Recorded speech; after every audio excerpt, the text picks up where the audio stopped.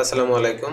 আমি এখন দেখাবো যে Google Drive আমরা কিভাবে ব্যবহার করব এবং বিশেষ করে উম ব্রাউজার ছাড়াও কম্পিউটারে Google Drive এর ডেস্কটপ যে অ্যাপ্লিকেশনটা আছে সেটা ডাউনলোড করে নিব। যাতে করে আমরা সহজেই কম্পিউটারের ফোল্ডারের মতো করেই Google Drive-টা ব্যবহার করতে পারি। এটা হয়তোবা অনেকেই জানেন না, কারণ অনেকে ডিরেক্ট drive.google.com বা Google Drive লিখে সার্চ দিয়ে ব্রাউজার থেকে ব্যবহার করেন। তো এইজন্য এটা একটু বিস্তারিত দেখিয়ে দিব এখন। তো শুরুতে যেটা করবেন যে google.com/drive/download এই লিঙ্কে যাবেন। লিঙ্কটি আমি ভিডিও ডেসক্রিপশনে দিয়ে দিব, সেখান থেকে সহজে অ্যাক্সেস করতে পারবেন। তারপরে ডাউনলোড ড্রাইভ ফর ডেস্কটপ।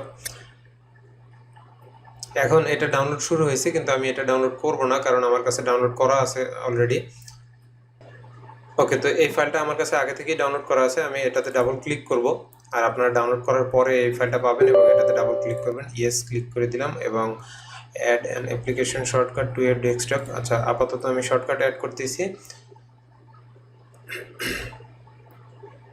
এগুলো হচ্ছে গুগল ড্রাইভের আন্ডারে কিছু ফিচার আছে গুগলের, Google Doc, Google Sheet, Google Slide. এই জিনিসগুলো ডেস্কটপে শর্টকাট অ্যাড হবে, সেটারই পারমিশন চাচ্ছে। আমি এটা আপাতত অ্যাড করতে চাচ্ছি না, আপনারা চাইলে অ্যাড করে নিতে পারেন। তারপর ইনস্টল ক্লিক করব।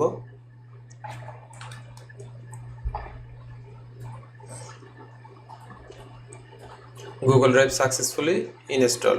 আচ্ছা, ক্লোজ করে দিলাম। এখন দেখেন এখানে ডেস্কটপে আমার গুগল ড্রাইভ নামের একটা আইকন চলে আসছে। ডাবল ক্লিক করব।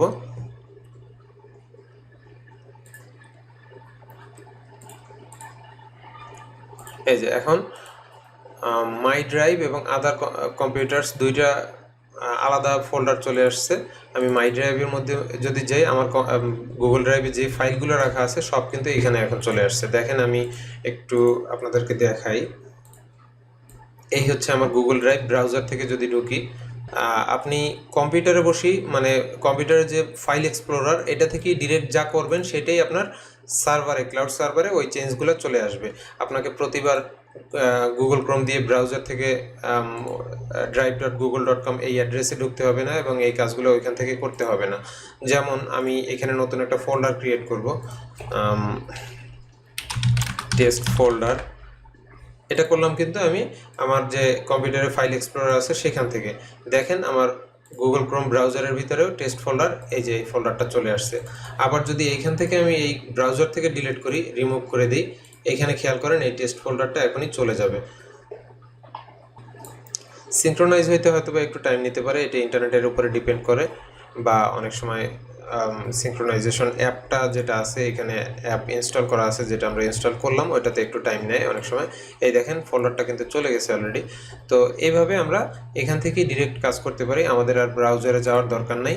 আমি যে কোনো সময় ডিরেক্ট এই ফোল্ডারটা থেকে ওপেন করে এখান থেকে মাই ড্রাইভে ঢুকে যে কোনো চেঞ্জগুলো এখানে করতে পারবো, ফাইল আপলোড দিতে পারবো, বা আমার জন্য কেউ ফাইল আপলোড দিলে, আমার সাথে শেয়ার করা ফাইল আপলোড দিলে সেগুলো আমি এখানে পাবো।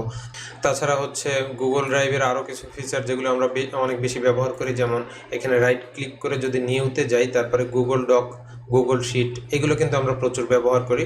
তো এই জিনিসগুলোও এখান থেকে আমি সরাসরি করতে পারবো। এর জন্য আমাকে প্রতিবার আলাদাভাবে লগ ইন করে বা অ্যাড্রেস বারে লিখে গুগল ড্রাইভে ঢুকতে হবে না।